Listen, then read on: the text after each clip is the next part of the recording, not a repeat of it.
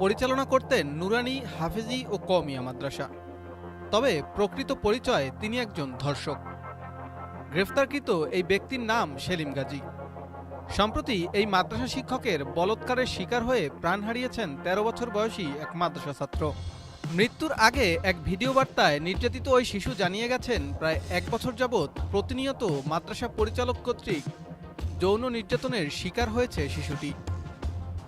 মাত্রাতিরিক্ত বায়ুপথে সঙ্গম করায় সবশেষ ক্যান্সারে আক্রান্ত হয়ে মৃত্যু হয় ওই মাদ্রাসা ছাত্রের।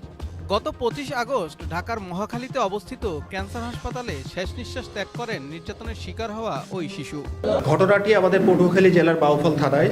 এজাহার অনুযায়ী আমরা জানতে পারি যে বাউফল থানার বড় ডালিমা গ্রামে একটি হাফিজিয়া মাদ্রাসা আছে।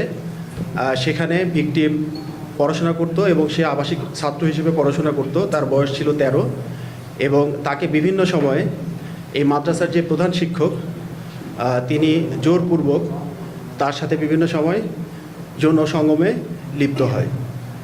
এরই পরিপ্রেক্ষিতে সে একসময় অসুস্থ হয়ে পড়ে এবং তাকে বাউফল স্বাস্থ্য কমপ্লেক্সে প্রেরণ করা হয়। সেখানে তার অবস্থার উন্নতি না হলে তাকে ঢাকায় প্রেরণ করা হয় এবং সর্বশেষে সে ঢাকা ক্যান্সার হাসপাতালে গত ২৫ তারিখে মৃত্যুবরণ করে।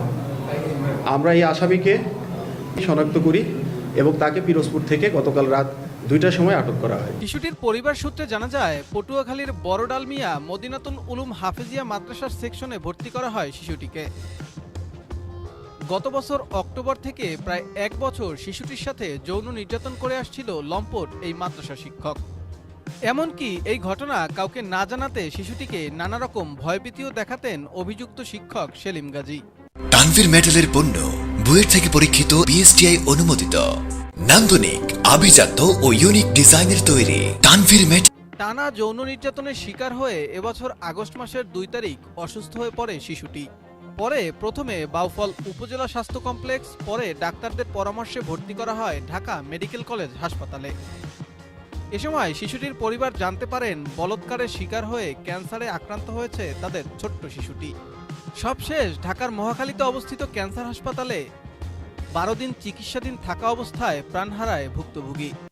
আমার ভাইগনার বিচার চাই। আমার ভাইগনা যে মাদ্রাসায় পড়তো, এই মাদ্রাসার শিক্ষক সেলিম হুজুর তারে অমানসিক নির্যাতন চালাইছে, যৌন নির্যাতন।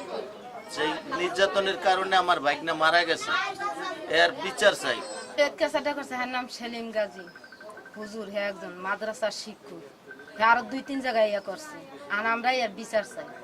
তাহলে আমরা কি ওদের কি মাদ্রাসায় পড়াইতে পারবো? আমরা তো খুব আতঙ্কে আছি যে আমার একটা সন্তানই আমরা মানুষ করতে পারলাম না শিক্ষকের কাছে, তাহলে আমাদের বাকি ৩টা সন্তান আমরা কিভাবে মানুষ করব? শুধু আমরা না, গ্রামবাসী অন্য মানুষও খুব আতঙ্কে আছে আলরাফির আব্বাসের এই ঘটনার জন্য আর কি।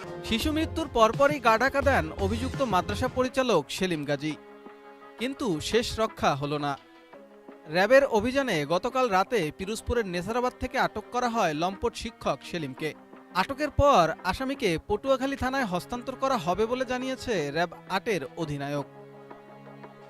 সাব্বির খান, BHS TV, বরিশাল।